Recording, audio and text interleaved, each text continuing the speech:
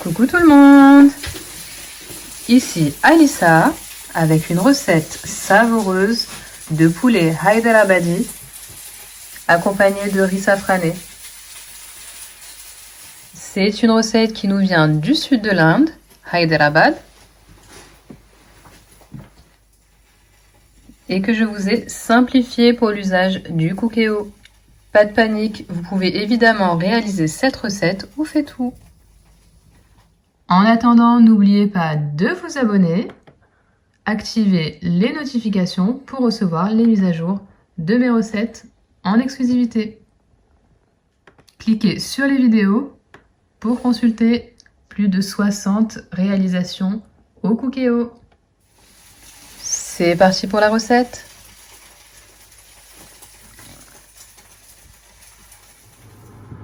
Notre recette commence par la préparation de la marinade, idéalement à réaliser 24 heures à l'avance.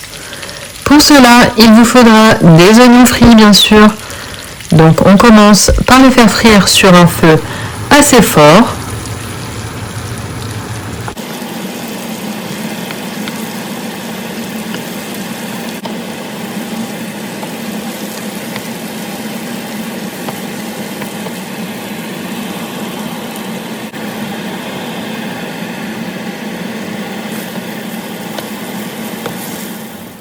Au bout de quelques instants, vos oignons ont commencé à brunir et c'est parfait pour le reste de la recette.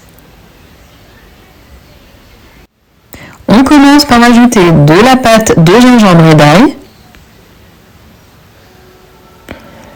le yaourt,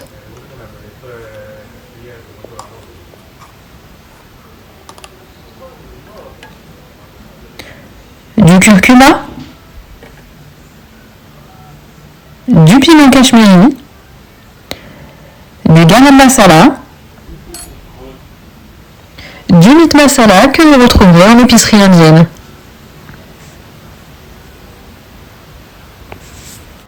On mélange le tout de façon homogène.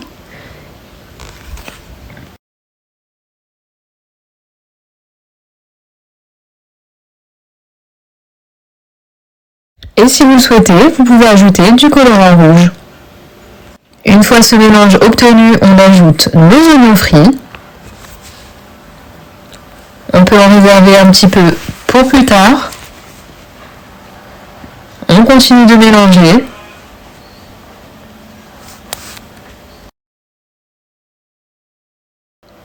On finit par ajouter notre poulet sans la peau bien sûr. Ça permet aux épices de pénétrer plus facilement. Et c'est le moment de malaxer parfaitement le poulet pour faire pénétrer la marinade.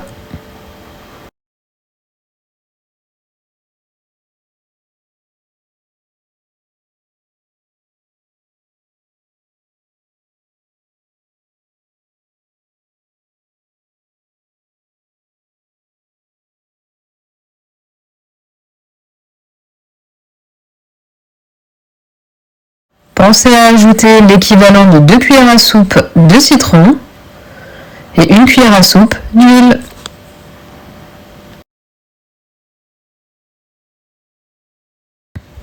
On continue de malaxer et c'est parti pour 24 heures au réfrigérateur ou au minimum 1 heure.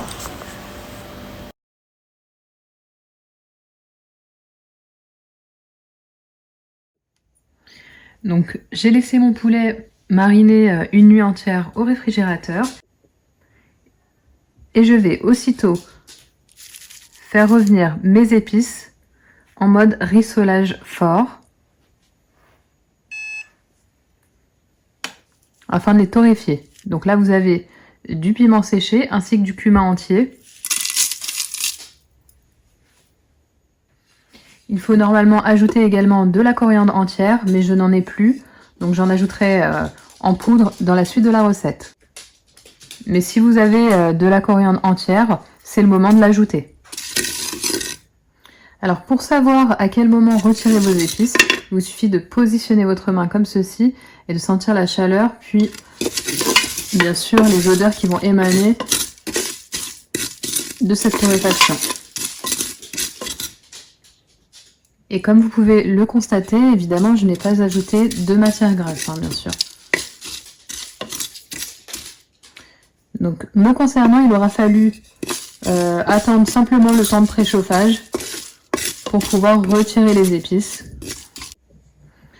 Je ne sais pas si c'est très visible à l'écran, mais il y a une fumée qui se dégage et ça signifie que c'est bon, vous pouvez retirer. Donc j'ai fini par mettre les épices dans la cuve de mon mixeur. Je vais également ajouter un oignon frais coupé.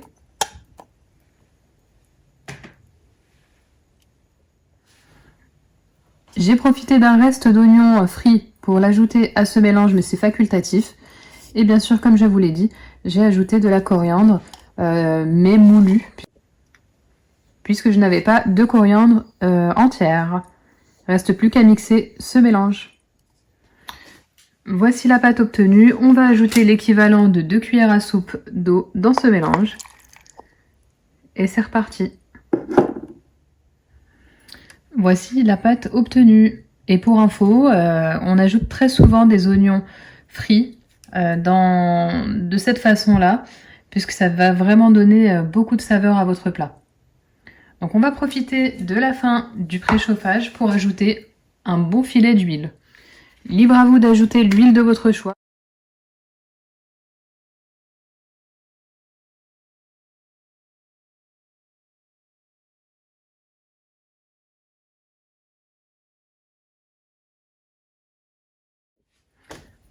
On va maintenant faire revenir cette pâte.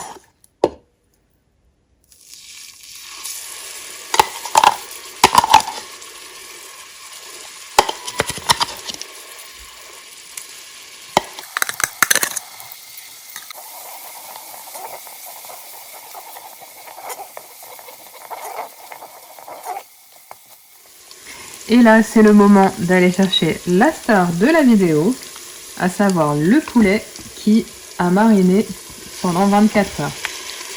Si vous n'avez pas 24 heures, essayez de le faire mariner au moins 1 heure.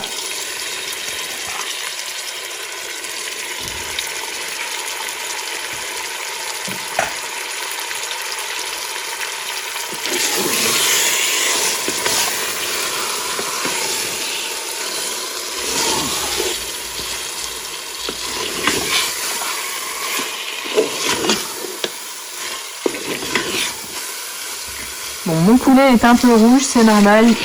Je vais pas vous mentir, j'ai mis un petit peu de colorant afin de faire une belle photo pour mon compte Instagram. D'ailleurs, si vous ne me suivez pas sur Instagram, c'est le moment. Vous allez pouvoir me retrouver sous le nom Cuginata Lisa. Je vous l'indiquerai en description.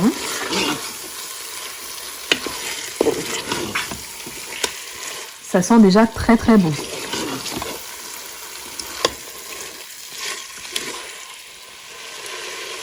J'ajoute évidemment le reste de marinade.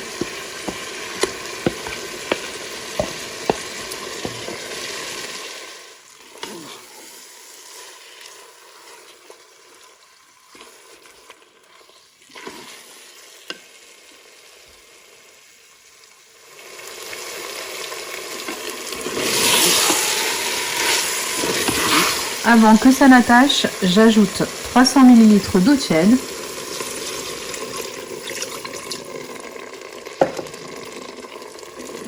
Je mélange et je lance une cuisson sous haute pression.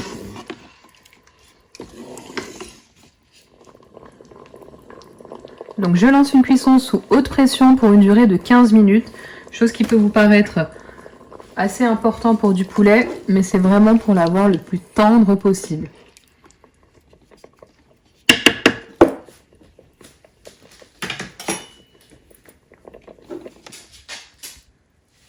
Après la cuisson sous pression, on relance un rissolage moyen.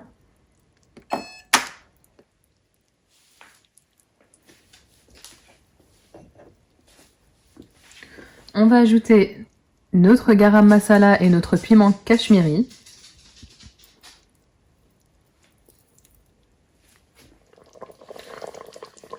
On ajoute quelques piments verts. Vous pouvez ajouter des piments verts normaux.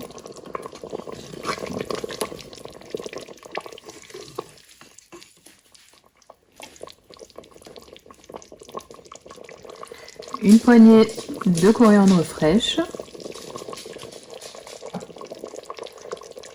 et une poignée de feuilles de menthe fraîches.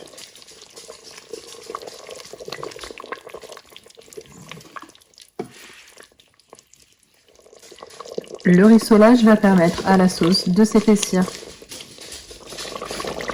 N'hésitez pas à mettre un couvercle afin d'éviter les projections.